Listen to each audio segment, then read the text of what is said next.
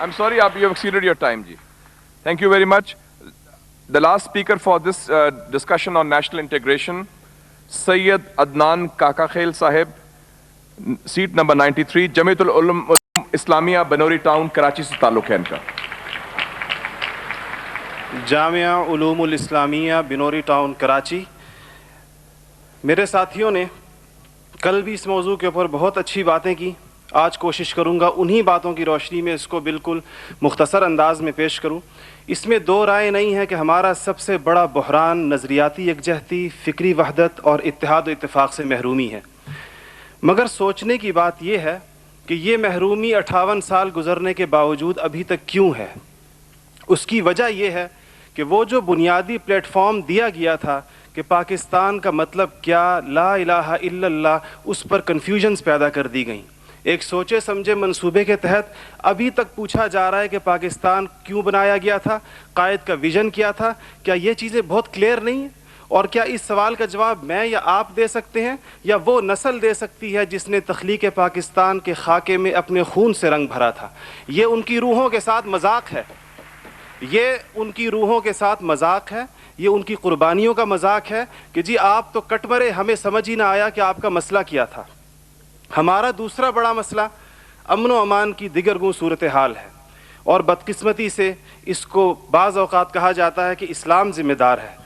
हालांकि कुरान का मुताला बताता है कि सबसे ज़्यादा इस्लाम अमन व अमान के ऊपर ज़ोर देता है. इब्राहीम अलैहिस्सलाम की दुआ तो ज़रा देखिए. मईशत की बात बाद में करते हैं, इकॉनमी की बात बाद में करते हैं, पहले अमन की बात करते हैं. फरमाते हैं रब्बि जअल हाज़ल बलद आमिना, इलाही मेरी इस बस्ती को अमन का गहवारा बना दे. फिर फरमाते हैं वर्ज़ुक़ अहलहु मिनस समरात, इसमें रहने वालों को इनकी मईशत भी ठीक कर दीजिए. और अल्लाह ताला भी जब अपने इनामात गिनवाते हैं तो फरमाते हैं इब्राहीम अलैहिस्सलाम को कि वइज़ जअलनल बैत मसाबतन लिन्नासि व अमना, हमने आपको एक ऐसी जगह बसाया जिसको बार बार आने की जगह और अमन का गहवारा बनाया.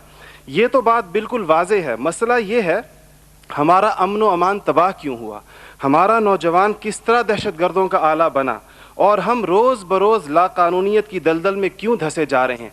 जनाब सदर, नोट करने की बात है कि ये सबक उसको किसी मज़हब ने नहीं सिखाया, ये सबक उसको किसी दीन ने नहीं बताया. ये तबक़ाती तफरीक, इस्तेहसाली निज़ाम, टैलेंट की बेकदरी, तालीमी ढांचे का खोखलापन, बेइंतहा करप्शन और इख्तियारात के नाजायज़ इस्तेमाल वो खौफनाक मसाइल हैं जो नौजवान को इस तरफ लेकर गए हैं.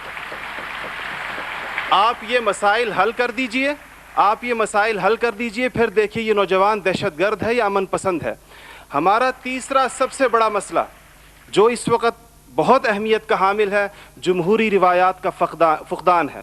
हम अभी तक हकीकी जमहूरी कल्चर और अवामी मैंडेट के एहतराम के माहौल को पैदा करने में नाकाम रहे हैं. टूटती बनती असम्बलियों, इंतखाबी धांधलियों और जनाब सदर अहम कौमी मसाइल में पार्लियामेंट को बाईपास करने की रिवायात ने अवाम का एतमाद मौजूदा पॉलिटिकल सिस्टम से उठा दिया है. इसके लिए हमें अपने उस पड़ोसी मुल्क से सबक सीखना चाहिए जहाँ से मुशाहिद साहब तशरीफ़ लाए हैं और आप अनकरीब जाने वाले हैं. उनकी और हमारी तारीख़ आज़ादी एक ही है. उनको और हमको हमें और उनको एक जितना वक्त मिला है, मगर उन्होंने अपने यहाँ जमहूरी अक़दार को इतना मजबूत कर दिया है कि हुकूमत कितनी नाकाम साबित क्यों ना हो जाए, कोई भी उस्ताद टूट पड़े, ये नहीं हो सकता कि फ़ौज बैरकों से निकले इक़्तिदार में आकर बैठ जाए. इसी तरह जनाब सदर, मैं ये समझता हूँ कि आज इस हॉल में लगी हुई कायद की तस्वीर आपसे पूछ रही है, आगे आप खड़े हुए हैं कि जनरल तुम तो सरहदों के रखवाले हो, तुमको ईवान इक़्तिदार की राह किसने दिखाई है.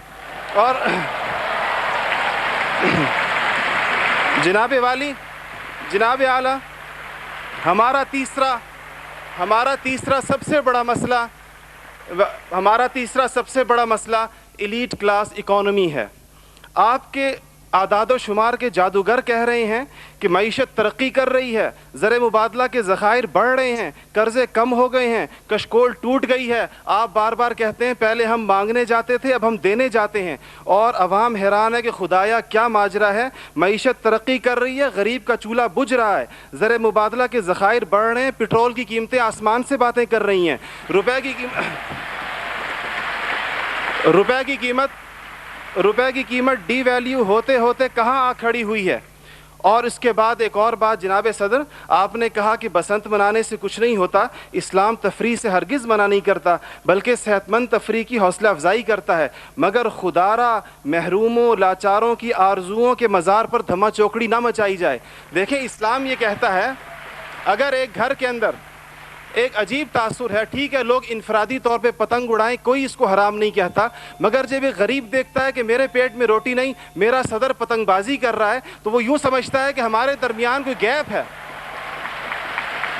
آپ بالکل وہ سمجھتا ہے, غریب کہتا ہے کہ میں, غریب دیکھتا ہے, غریب آپ کو اس کے احساسات کا بالکل اس طرح لگتا ہے ایک گھر کے اندر میت پڑی ہو اور آپ دوسرے گھر کے اندر ڈرم بجائیں کہ میں تو آزاد ہوں, غم تو تمہارا ہے میرا نہیں ہے. تو اس کو کوئی بھی اس کی اجازت نہیں دے گا, کوئی بھی مذہب کہے گا کہ نہیں, اس کا احساس کیجئے, اس کے اشک شوئی کریں, اس کو سینے سے لگائیے. اس کے علاوہ جناب صدر ایک بہت اہم بات جو ہم محسوس کرتے ہیں کہ بعض مسائل آپ کے لہجے کی کرختی کی وجہ سے خراب ہوتے ہیں. آپ بلوچستان کے عوام سے کہتے ہیں تمہیں ہم وہاں سے ہٹ کریں گے, تمہیں پتہ ہی نہیں چلے گا ہم نے تمہیں کہاں سے ہٹ کیا ہے. یہ چیزیں آپ قوم کے بڑے ہیں, آپ کو بالکل قوم سے اس انداز میں گفتگو